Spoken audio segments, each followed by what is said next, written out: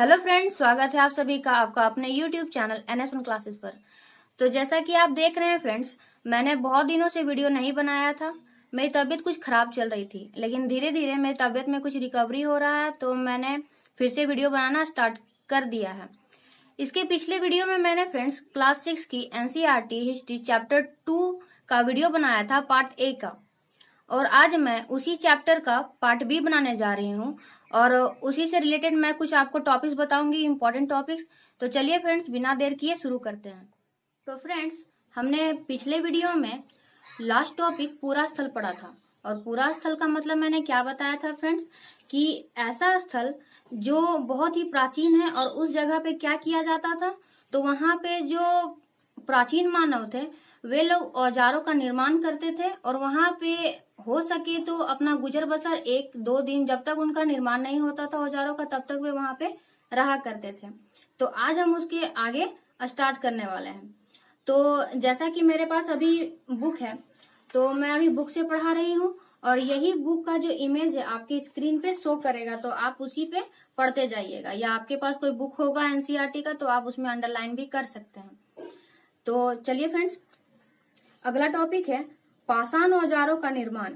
यानी कि जो पाषाण है, पत्थर जो थे, पत्थर को ही पाषाण कहा जाता है। तो पत्थर का जो निर्माण होता, पत्थर के जो औजार होते थे उसके जो निर्माण होते थे वो किस तरह से, कौन कौन से तरीके से किए जाते थे। तो उसके 2 तरीके होते थे। पहला था फ्रेंड्स, पत्थर से पत्थर को टकराना। यानी जिस पत्थर से कोई औजार बनाना होता था उसे एक हाथ में लिया जाता था और दूसरे हाथ से एक पत्थर का हथौड़ी के जैसा इस्तेमाल होता था। जैसे मान लीजिए फ्रेंड्स, मैंने एक पत्थर इसमें लिया है और इस हाथ पे लिया है। अगर मान लीजिए हमको इसको बनाना है, तो मैं इस पे क्या करती हूँ फ्रेंड्स, इसमें हिट करती हूँ ताकि वो जिस शेप में मैं उसको लाना चाहती हूँ वो उस शेप में आ जाए। इस तरह आघात करने वाले पत्थर से दूसरे पत्थर तब तक सल्क निकाले जाते थे। सल्क यानी कि उसका ऊपरी जो परत होता है ना फ्रेंड्स, उसको सल्क बोला जा रहा है, जब तक वांछित आकार वाला उपकरण ना बन जाए। दूसरे तरीके को दबाव सल्क तकनीक कहा जाता है। इसमें क्रोड को एक स्थिर सतह पर टिकाया जाता था और इस क्रोड पर हड्डी या पत्थर रखकर उस पर हथौड़ी नुमा पत्थर से सल्क निकाले जाते थे। जैसे कि फ्रेंड्स, ये रहा मेरे हाथ पे पत्थर और यहाँ पे मैंने एक और पत्थर रखा हुआ है और मैंने उसको, जो नीचे वाला पत्थर है उसको मुझे शेप में लाना है, तो मैं उसमें हिट करूंगी ऊपर से ताकि जो उसके नीचे वाला जो क्रोड है वो कट के निकल जाए। ठीक है फ्रेंड्स। उसके बाद अगला टॉपिक है फ्रेंड्स, आग की खोज। तो यहाँ पे फ्रेंड्स मानचित्र 2 में, जैसे आपको स्क्रीन पे दिखता होगा कि यहाँ पे मानचित्र 2 में जो है, देखिए फ्रेंड्स, आप स्क्रीन पे देख सकते हैं या तो फिर मैं इसे खुद ही दिखाती हूँ। ये शायद आपको स्क्रीन पे नहीं शो कर रहा, लाइट बहुत ज्यादा हो जा रहा है, तो ये आपको स्क्रीन पे ही शो करता होगा। लाइट ज्यादा होने की वजह से ये आपको नहीं दिख पा रहा है। तो देखिए फ्रेंड्स, उसके आगे लिखा हुआ है कि मानचित्र 2 में कुर्नूल गुफा जो है, कुर्नूल गुफा कहाँ है फ्रेंड्स, तो वो आंध्र प्रदेश में पड़ता है। उसके बाद फ्रेंड्स, यहाँ राख के अवशेष मिले हैं। राख के अवशेष मिलने से क्या हमें मालूम पड़ता है कि वहां पे आग ये सब जलाया गया होगा। इसका मतलब यह है कि आरंभिक लोग आग जलाना सीख गए थे। आग का इस्तेमाल कई कार्यों के लिए किया गया होगा, जैसे कि प्रकाश के लिए, यानी कि आग जलाने से क्या होता है फ्रेंड्स, रोशनी आती है, मांस पकाने के लिए और खतरनाक जानवरों को दूर भगाने के लिए। उसके अगला टॉपिक है फ्रेंड्स, बदलती जलवायु। लगभग 12,000 साल पहले दुनिया की जलवायु में बड़े बदलाव आए और गर्मी बढ़ने लगी। जैसे अभी है ना फ्रेंड्स कि ग्लोबल वार्मिंग के चलते क्या होता है कि पृथ्वी गर्म हो रही है, तो उसी दौरान पहले क्या हुआ था, उसी तरह क्या हुआ था पहले कि लगभग 12,000 साल पहले दुनिया की जलवायु में बड़े बदलाव आए और गर्मी बढ़ने लगी। इसके परिणाम स्वरूप कई क्षेत्रों में घास वाले मैदान बनने लगे और उससे क्या हुआ कि हिरन, बारहसिंगा, भेड़, बकरी और गाय जैसे उन जानवरों की संख्या बढ़ी जो घास खाकर जिंदा रह सकते थे।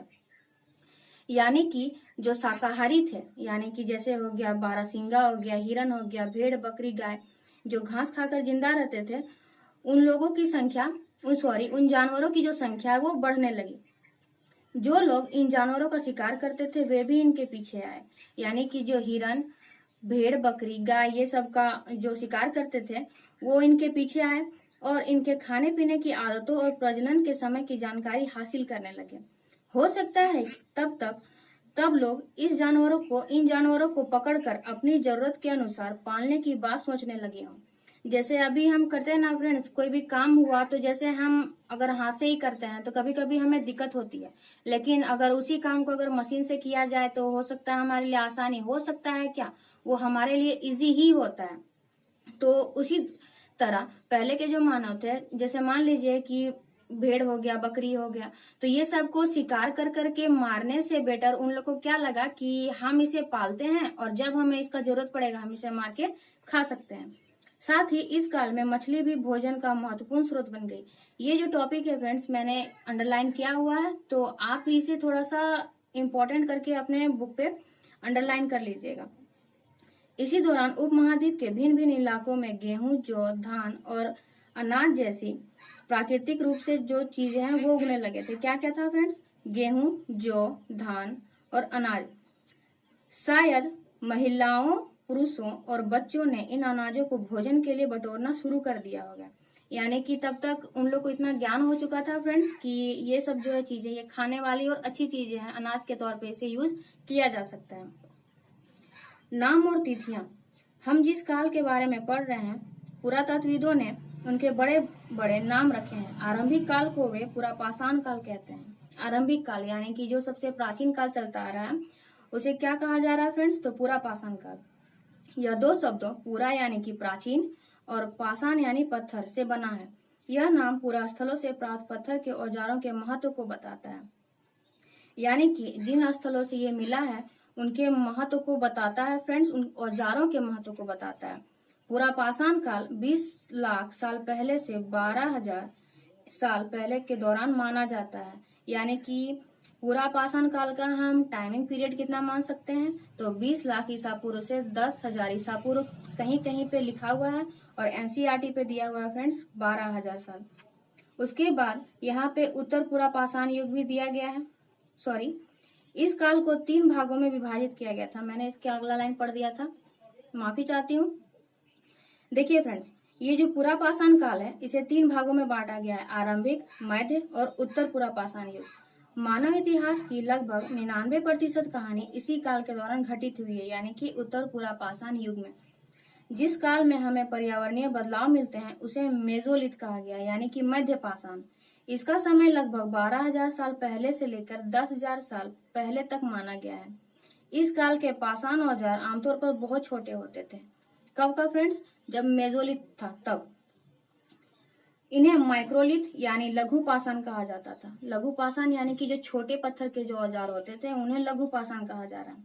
प्रायः इन औजारों में हड्डियां या लकड़ियों के मुट्ठे लगे हंसिया जान रहे ना फ्रेंड्स, जो अभी धान ये सब काटने के लिए यूज होता है, जो ये टेढ़ा आकार के होता है।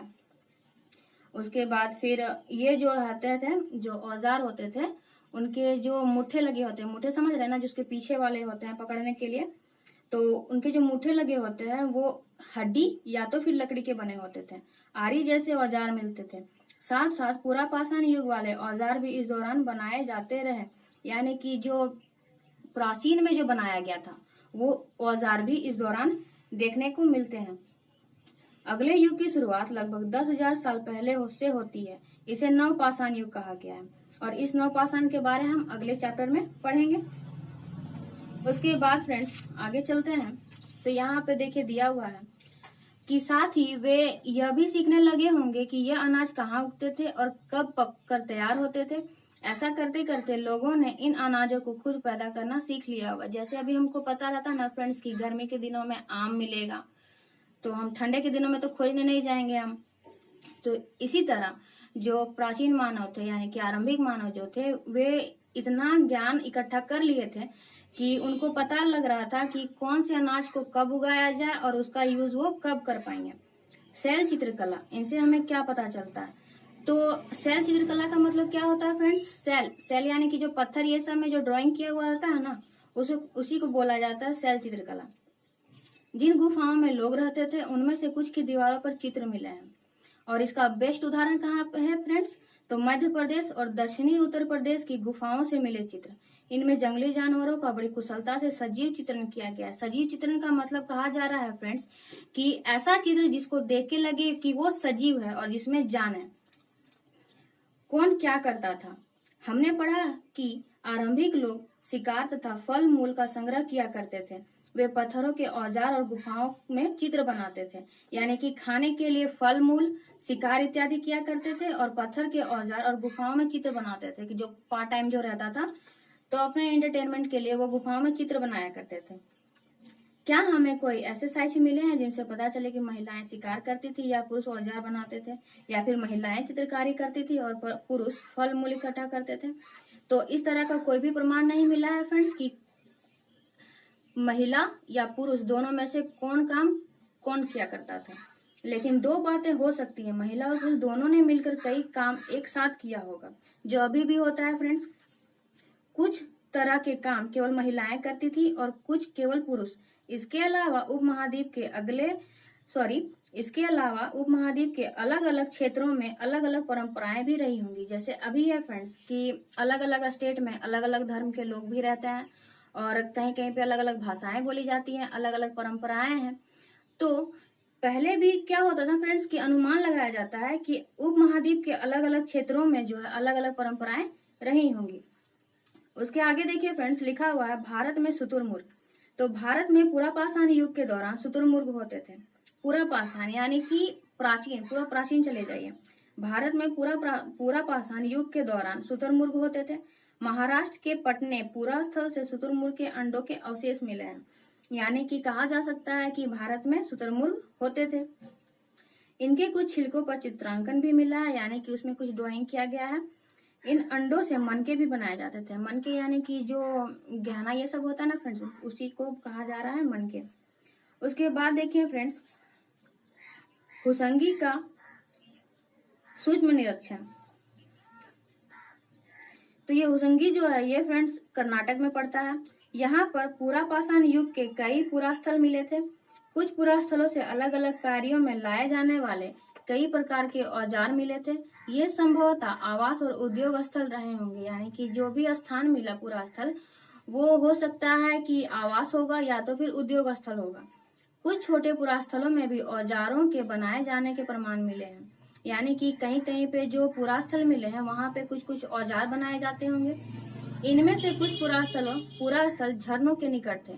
तो पानी ये सब जो स्रोत रहे फ्रेंड्स, उसके आमने सामने जो पुरास्थल मिलता है तो वो सब नॉर्मली बात है, क्योंकि कहीं पे अगर कोई इंसान अगर बसेगा तो उसे सारी संसाधन की जरूरत पड़ेगी जो उसको जीने के लिए चाहिए होगा। तो ये नदी तालाब ये सब के किनारे ये सब ठीक था रहने के लिए। अधिकांश औजार चूना पत्थरों से बनाए जाते थे। उसके बाद फ्रेंड्स ये चैप्टर तो खत्म हो गया, बस एक टॉपिक बचा हुआ है कि कुछ कुछ इसमें दिया हुआ, आप उसे भी देख सकते हैं। यहाँ पे अंडरलाइन किया हुआ सबसे नीचे पे आके आप देखिए कि यहाँ पे एक चित्र बनाया गया और इस चित्र को लोह अयस्क और चारकोल जैसे खनिज पदार्थों से बनाया गया था। यह संभव है कि इन चित्रों को उत्सव के अवसर पर बनाया जाता था। तो आप देख सकते हैं फ्रेंड्स कि इसका चमक अभी भी बरकरार है। और किससे बनाया गया था?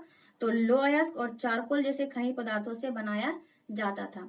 तो यह चैप्टर आज यहाँ पे समाप्त होता है फ्रेंड्स। तो मिलते हैं अगले वीडियो में अगले चैप्टर के साथ। तब तक के लिए धन्यवाद।